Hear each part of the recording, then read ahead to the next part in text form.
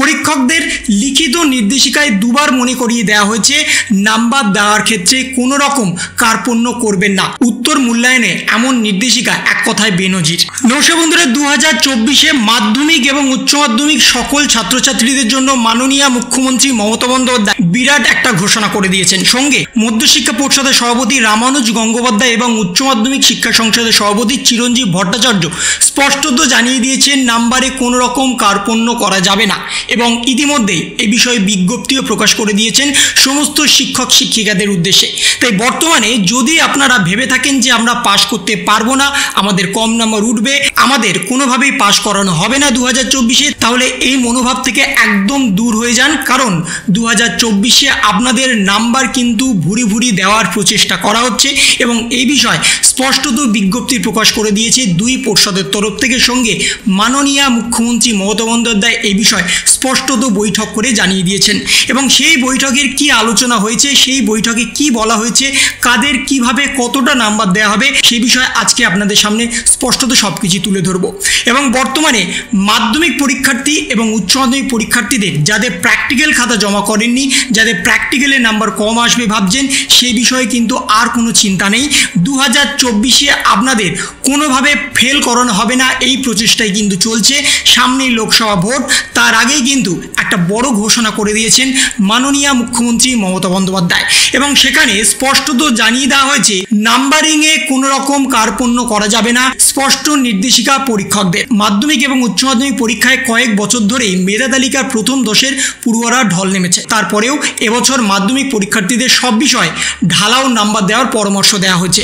পরীক্ষকদের লিখিত নির্দেশিকায় দুবার মনে করিয়ে দেওয়া হয়েছে নাম্বার দেওয়ার ক্ষেত্রে কোনো রকম কার্পণ্য করবেন না। উত্তর মূল্যায়নে এমন নির্দেশিকা এক কথায় বেনজির। তাহলে বর্তমানে বুঝতেই পাচ্ছেন নাম্বারের ক্ষেত্রে কোনো রকম কার্পণ্য করা যাবে না, স্পষ্টত নির্দেশিকা দিয়ে দেওয়া হয়েছে। সঙ্গে পরীক্ষকদের পাঠানো প্রাথমিক নির্দেশিকায় বলা হয়েছে নাম্বার দেওয়ার ক্ষেত্রে অকারণ রক্ষণশীলতা বর্জনীয়। যোগ্য ক্ষেত্রে পুরো নাম্বার দিন।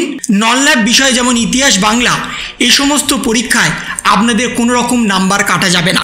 সঙ্গে উচ্চ মাধ্যমিক শিক্ষা সংসদের সভাপতি চিরঞ্জীব ভট্টাচার্য শুক্রবার দিন স্পষ্টত জানিয়ে দিয়েছেন প্রধান শিক্ষকদের উদ্দেশ্যে পরীক্ষকদের কাছে যে ইনস্ট্রাকশন গেছে তাতে স্পষ্ট বলা হয়েছে শুধু বিষয় হিসাবে অঙ্ক বা অ্যাকাউন্টেন্সিতে সীমাবদ্ধ থাকলে হবে না। যে কোনো বিষয়ে প্রশ্নের আংশিক উত্তর ঠিক হলেই সংশ্লিষ্ট পরীক্ষার্থীকে তার জন্য নাম্বার দিতেই হবে। সংসদের সভাপতি চিরঞ্জীব ভট্টাচার্য আরও জানিয়েছেন উচ্চ মাধ্যমিক এবার সব বিষয়ে যে কোনো প্রশ্নের উত্তর যতটা ঠিক হবে ততটুকু অংশের নাম্বার দিতেই হবে। সেক্ষেত্রে প্রশ্নের বরাদ্দ নম্বর 1 বা 5 হোক না কেন, সংসদে ছাপানো মডেল অ্যান্সারে স্কুটিনি হিসাবে তাদের বরাদ্দ নাম্বার কিন্তু দিতেই হবে।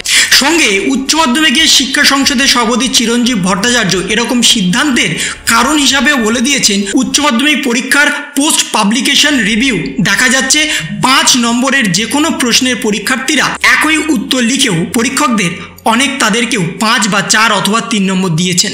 সেজন্য অনেক পরীক্ষার্থীদের RTI ফাইল করতে হয়েছে। এই সমস্ত সমস্যা থেকে দূরীকরণের জন্য আগেভাগেই কিন্তু এই সিদ্ধান্ত নিয়ে নেওয়া হয়েছে। তাই বর্তমানে আপনাদের মার্কস পাওয়ার ক্ষেত্রে কিন্তু আর কোনো রকম চিন্তার কোনো কারণ নেই। যে যতটুকু লিখে এসছেন সেই ততটুকু ভিত্তিতেই আপনাদের নাম্বার দেওয়া হবে। কেউ যদি 5 নম্বরের অ্যান্সারে 2 লাইন লিখে আসেন তাহলে সেই 2 নম্বরের ভিত্তিতেই আপনাদের নাম্বার হবে। কেউ ধরুন অঙ্কেতে পুরো অ্যান্সার করতে পারেননি তাহলে সেইটুকুর ভিত্তিতেই আপনাদের নাম্বার হবে। কেউ ম্যাপ পয়েন্টিংয়ে পুরোটা ম্যাপ পয়েন্টিং করতে পারেননি, যে কটা ম্যাপ পয়েন্টিং করেছেন তার ভিত্তিতেই আপনাদের নাম্বার দেওয়া হবে। তাই নাম্বারে 2024-এ কাউকে কিন্তু কার্পণ্য করা হবে না, এই বিষয়ে স্পষ্টত নির্দেশিকা দিয়ে দেওয়া হয়েছে মধ্যশিক্ষা পর্ষদ এবং উচ্চ মাধ্যমিক শিক্ষা সংসদের তরফ থেকে। তাই 2024-এ আপনারা যে সবাই ভালোভাবে পাশ করতে চলেছেন এই বিষয়ে কিন্তু আর কোনো রকম সন্দেহ নেই। বর্তমানে PPR বা PPS করতে দিতে হয়, তার জন্য আপনাদের অর্থ ব্যয় করতে হয়। সেই অর্থ ব্যয়ের পরেও কারো 5 বা 4 বা 3 নম্বরে ওঠে। সেক্ষেত্রে আপনাদের অনেকেরই একটা ডাউট থাকে যে আমাদের নাম্বার উঠবে কি উঠবে না। সেই সমস্ত বিষয় থেকে এবার আগেভাগেই দূর করে দিল, কারণ এই সমস্ত বিষয়ে গেলে অনেক জটিলতার শিকার হতে হয় সমস্ত পরীক্ষার্থীদের। তাই এই সমস্ত পরীক্ষার্থীদের যাতে কোনো রকম জটিলতার শিকার না হতে হয় তা আগেভাগেই পুরো নাম্বার দেওয়ার প্রচেষ্টাই চলছে। তো এই ছিল একটা ছোট্ট ইনফরমেশন আপনাদের সকলের জন্য। যদি আপনাদের ভিডিওটা ভালো লেগে থাকে তবে লাইক করুন, শেয়ার করুন এবং অবশ্যই সাবস্ক্রাইব করুন। তার পাশাপাশি আপনার মতামত কমেন্টের মাধ্যমে জানান। ভালো থাকুন, সুস্থ থাকুন, ধন্যবাদ।